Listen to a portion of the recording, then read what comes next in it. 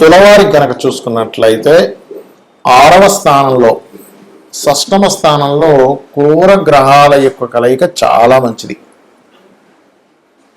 ఎందుకండి అంటే కొన్ని స్థానాల్లో 3వ స్థానము, 6వ స్థానము, దశమ స్థానము, ఏకాదశ స్థానము కొన్ని స్థానాలు మంచిగా చెప్పారు క్రూర గ్రహాలకి శాస్త్రంలో పరాశరుల వారు.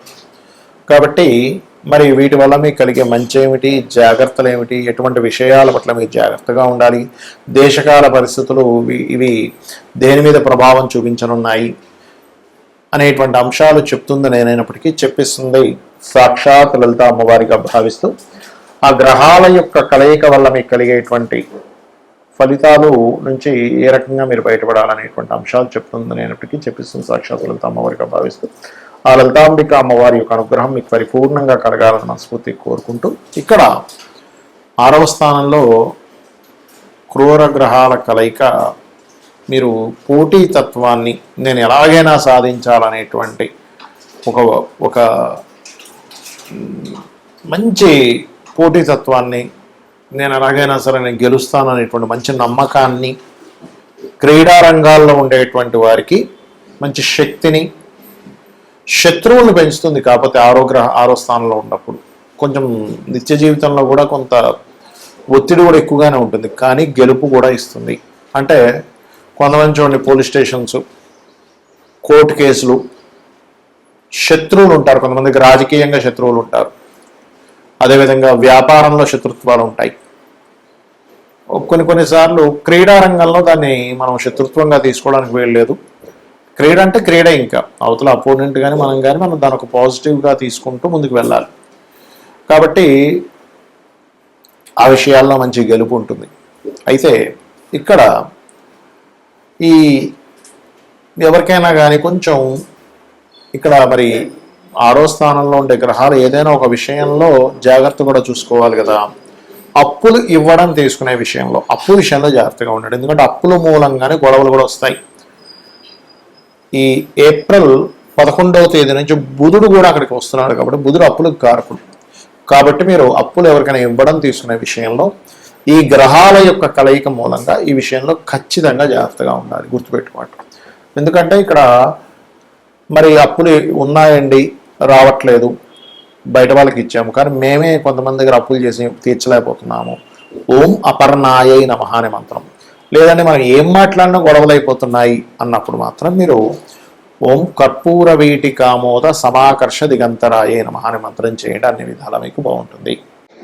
మరి దీని మూలంగా రైతులకు కానివ్వండి, అసలు జాతకమే లేదు, జాతకం లేని వారికి కానివ్వండి, దేశకాల పరిస్థితులు అంటే మైథుని జ్యోతిషం, ముండేన్ ఆస్ట్రాలజీ అంటారు. ముండేన్ ఆస్ట్రాలజీ పరంగా మనకి ప్రపంచవ్యాప్తంగా ఎటువంటి ఫలితాలు జరగనున్నాయి అనేటువంటి అంశం కనుక మనం చూసుకున్నట్లయితే ఇక్కడ ఎప్పుడు కూడా ఈ సంవత్సరానికి రాజు గురువు అయితే మనకి మంత్రి కుజుడయ్యాడు.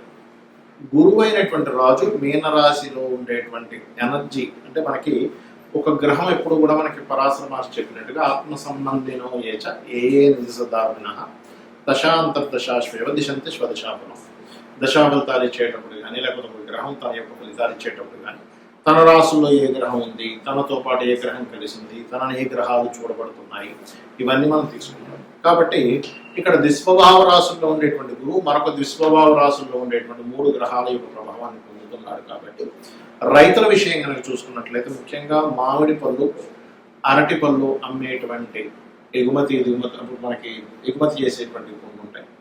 ఇటువంటివి ఈ పంటలు పండించేటువంటి రైతులు కాస్త ముందుగానే వర్షాలు పడబోతున్నాయి, అనవసరంగా పండు ఏదైనా మనకి దెబ్బతింటుంది. ఇప్పుడు ఏంటంటే వడగల వానలు, విపరీతమైన వర్షాలు, లేకపోతే విపరీతమైన గాలులు, ఎండాకాలంలో విపరీతమైన వర్షాలు పడతాయి. చూడండి, గుర్తుపెట్టుకోండి.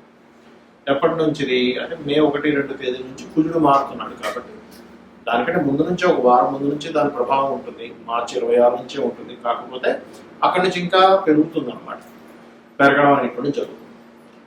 మరి ఈ పసుపు అంటే పచ్చగా ఉండేటువంటివి ఏవైతే ఉంటాయో అందులో అరటి పళ్ళు ఉంటాయి, మామిడి పళ్ళు ఉంటాయి, ఇంకేవైతే పళ్ళు ఉంటాయో వాటి మీద దాని ప్రభావం ఉంటుంది చెప్పాలంటే. మరి ఈ యుద్ధ సంబంధించినటువంటి విషయంలో అంటే ఖచ్చితంగా మీరు చూడొచ్చు, ఒక వారం ముందు నుంచి, అంటే మే 2 నుంచి కుజుడు మారుతున్నాడు అంటే దాదాపుగా మార్చి 26వ తేదీ నుంచే ఈ యుద్ధ సంబంధించినటువంటి విషయంలో తీవ్రత బాగా పెరుగుతుంది. ఇవన్నీ అసలు మనం ఎందుకు చెప్పుకుంటున్నాం? ఎక్కడో జరిగే యుద్ధం గురించి మనకి ఎందుకు అంటే, ఎక్కడో యుద్ధం జరుగుతూ ఉందంటే ప్రతి దేశంలో ప్రతి ఒక్కరికి ఏదో రూపంలో వాళ్ళకి దాని యొక్క ప్రభావం పడుతూ ఉంటుంది. అంటే ఏమిటి? ఇప్పుడు మనకి వంట చమురు ఏవైతే గ్యాస్ ఉందో దాని మీద ప్రభావం, పెట్రోల్ డీజిల్స్ మీద ప్రభావం, లేకపోతే ఆయా దేశాల్లో కొంతమంది మన భారతీయులు ఉంటారు. ఆ భారతీయులు అక్కడ ఉంటే ఒకవేళ కొంచెం సరిహద్దు ప్రాంతాల్లో ఉంటే కొంచెం లోపలిగా వెళ్ళి ఉండడం. ఇక్కడ ఏంటంటే యుద్ధం ఎప్పుడూ కూడా పెరగకూడదు, మనందరం అదే కోరుకోవాలి. కానీ గ్రహస్థితులు ఏం చెప్తున్నాయి మనకి? పోయిన సంవత్సరం లాగే ఈ సంవత్సరం కూడా గురువు 3 రాసులు మారుతున్నాడు. పోయిన సంవత్సరం చూడండి, మనకి పరాభవనామ సంవత్సరానికి ముందు మనకి ఏదైతే సంవత్సరం ఉందో విశ్వవసునామ సంవత్సరంలో కూడా మనకి గురువు వృషభ రాశిలో ఉండేటువంటి గురువు మిథునం నుంచి కర్కాటకంలోకి వెళ్ళాడు. అందుకే చూడండి, ఈ పరాభవం రాకముందే యుద్ధాలు ప్రారంభమయ్యాయి. దానికి సంబంధించినటువంటి చాలా చాలా చాలా ఇబ్బందులు చూసాం మనం. మరలా పరాభవనామ సంవత్సరంలో కూడా 3 రాసులు మారుతున్నాడు గురువు. అంటే కర్కాటకంలోకి వచ్చేసిన గురువు మిథునంలోకి వెళ్ళిపోయాడు. మిథునం నుంచి మరలా 3 రాసులు, అంటే మిథునము, కర్కాటకము, సింహం, ఇలా 3 రాసులు మారడము, 3 సార్లు పంచగ్రహ కూటమి కలయిక, ఇవన్నీ ఏం చెప్తున్నాయి? ఇజ్రాయెల్లో ఇప్పుడు ఉండేటువంటి విపరీతమైన కాకుల యొక్క దాడి, ఇవన్నీ ఏం చెప్తున్నాయంటే ఇస్లాం కంట్రీస్ ఏవైతే ఉంటాయో అక్కడ ఉండేటువంటి దేశాలకి చాలా చాలా చాలా యుద్ధము యొక్క సంబంధించినటువంటి విషయం చాలా తీవ్ర స్థాయికి వెళ్ళనుంది. కాబట్టి ఇక్కడ ఏంటి, సామాన్య ప్రజలు, అది అక్కడ ముస్లిమ్స్ అయినా ఎవరైనా కానీ, ఇప్పుడు యుద్ధంలో పాల్గొనేటువంటి వాడికి మాత్రమే ఇబ్బంది ఉండేది ఒకప్పుడు. ఇప్పుడు అలాగా సామాన్య ప్రజల మీద పడుతుంది. కాబట్టి సామాన్య ప్రజలు అక్కడ ఉండేటువంటి వారు వీలైనంత మటుకు కాస్త అక్కడ ఏదైనా బంకర్లు అవి ఉంటే వాటిల్లో కాస్త ఉండడము, ఇటువంటివన్నీ చేయాలి. ఎందుకంటే ఇక్కడ ఈ 3 గ్రహాల యొక్క కలయిక అనేకమైనటువంటి దేశాలను ఇన్వాల్వ్ అయ్యేలా చేస్తుంది. అంటే వారు కూడా మేము కూడా యుద్ధంలోకి వస్తామనేటువంటి ప్రభావాన్ని పెంచుతూ ఉంటుంది. కాబట్టి ఈ విషయంలో అతి ముఖ్యంగా జాగ్రత్తగా ఉండాలి. మరి దీనికి ఏమిటి? ఇప్పుడు ఇందాక నేను మీకు ఒకటి విషయం చెప్పాను, ఏమన్నా మరి జాతకం లేని వాళ్ళు ఏం చూసుకోవాలి? ఈ 3 గ్రహాలు సహజ 12వ స్థానంలో ఉన్నది కాబట్టి ఖర్చులు, మదుపు పెట్టేటువంటి విషయాలు, వివాహ జీవితం మీద, ఈ 3 మీద జాగ్రత్తగా ఉండాలి. మరి ఎప్పుడైతే ఈ రవి కలుస్తున్నాడో ఈ శనికుజ మధ్యని, కొలెస్ట్రాల్ ఫుడ్ ఎక్కువగా తీసుకోకూడదు, గుర్తుపెట్టుకోండి. ఎందుకంటే సన్ అనేటువంటి గ్రహం ఏదైతే ఉందో అది గుండెకి సంబంధించి కొలెస్ట్రాల్ ఎక్కువ తీసుకునేటువంటివి, జాగ్రత్త పడాలి. అదేవిధంగా రవి రాజులకి కారకుడు. రాజు అంటే ఇప్పుడు ఉండేటువంటి పరిభాషల్లో చూసుకున్నట్లయితే సీఎంలు, పిఎంలు,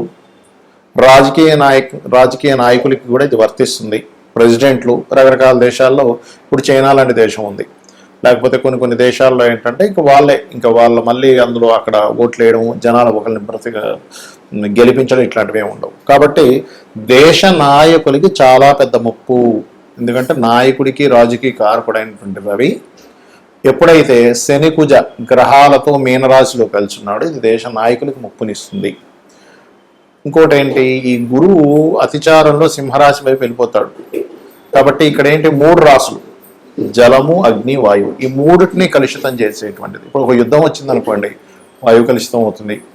నావీ సంబంధంలో యుద్ధాలు వచ్చాయి, జలం కలుషితం అవుతాయి, జల సంబంధించినటువంటి ప్రళయాలు వస్తాయి, తోరణాలు, అదేవిధంగా అగ్ని సంబంధించినవి. అందుకని ఏంటంటే మీ యొక్క ఇష్టదైవం ఎవరైనా సరే, మీ ఇష్టదైవం ఎవరైతే ఉంటారో వారిని మనస్ఫూర్తిగా ఆ యొక్క పరమాత్మ మిమ్మల్ని ఎటువంటి ఇబ్బంది కలగనివ్వకుండా ఆయన పూర్తిగా కాపాడుతాడనేటువంటి విశ్వాసంతో మీరు మీ నిత్య దేవత ఆరాధన చేయండి.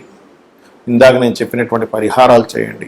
ఇక్కడ ప్రపంచం ఏ దేశాలు వాళ్ళ యొక్క ఈగోలతో వాళ్ళు అనుకునేటువంటి దీంతో గొడవలు పడుతున్నప్పటికీ సామాన్య ప్రజలకి ఏమీ కలగకూడదు అనేటువంటి సదుద్దేశంతో ఈ యొక్క విషయం చెప్తున్నాను నేను మీకు. శ్రీమాత్రే నమః.